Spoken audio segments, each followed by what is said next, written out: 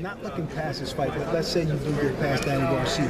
The man in the division, even though he's not a world champion, people are saying that everybody's scared to fight him. People are ducking. He's the guy to beat, Errol Spence Jr.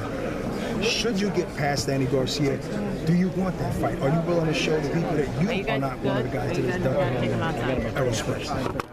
So it's interesting, right? Look, I'm tired of being asked this fucking question, right? So we gotta go outside and take a picture. At the end of the day, he still does what he does. I'm sick. Is he a great fighter? I truly see greatness in the young man, right? Has he been fully tested yet? No, but no one's going to give him the test, right? So the thing is, I'm willing to fight everybody, you know. But the way Floyd is talking about, you know, Thurman's ducking Spence, everyone's ducking Spence, you know, go 4 years ago, everyone ducked me. I was Errol Spence 4 years ago. I was the prospect of the year. I was every award that he's getting, I got. You know what I'm saying? So I know exactly what Errol Spence is going through. The thing is, if that's the best fight, if that's the mega fight, then let it be a mega fight. If that's a mega fight, I'm gonna be honest. This is only one career. I only have one way. I can only do my career one time. Right. You know what I mean? And yes, you should build it up. Right. Mayweather built up many fights. Right. You know what I mean? So from things coming out of his mouth like that, if anything, he should just keep talking about it because he's got a good fan base and following. Y'all can keep talking about it, and we can keep building this fight up, man. I have no problem fighting Errol Spence, but I want to face him. You want to make the big money. Stage. You want the big check. So you could understand when promoters and fighters and managers pace the fighter, you know, and build big fights instead of like the general public. They want the boxing to shoot their load right away. And then if we get through Errol Spence, then they're just gonna say that he wasn't ready too. You know what I mean? So there's no pro in that. I got mad respect for him. I know he's young. I know he's hungry. I know he's ready. My first fight on HBO, I called out Mayweather. Why? Because I was young, I was hungry, and I felt ready. You know what I mean? So I know everything that Errol Spence is going through right now. But, you know, did Floyd fight Manny Pacquiao when people said, Floyd, you should fight Manny Pacquiao? Did Floyd fight Sugar Shane Mosley when people felt like he should have fought Sugar Shane Mosley? No. Do you think he's saying that? There you have it, folks. SiriusXM, this50.com.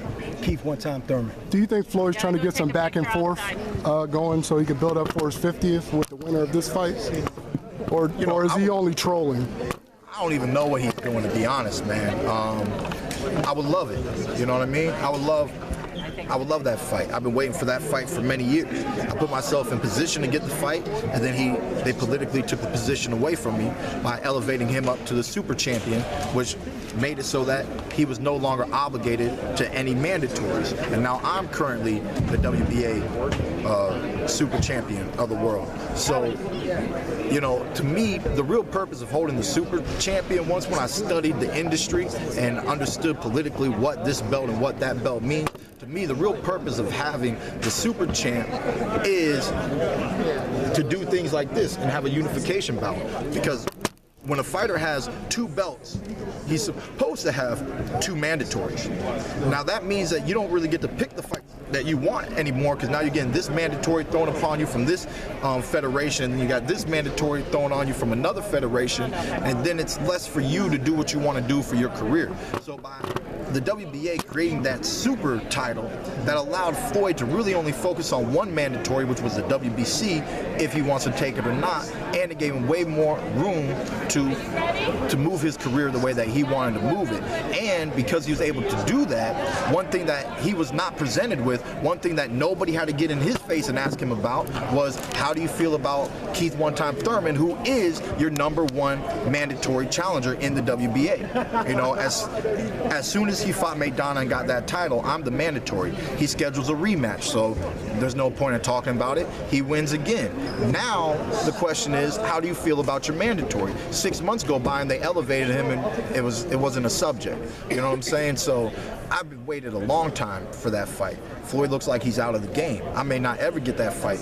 If he does want to come back, I'm willing to take that fight.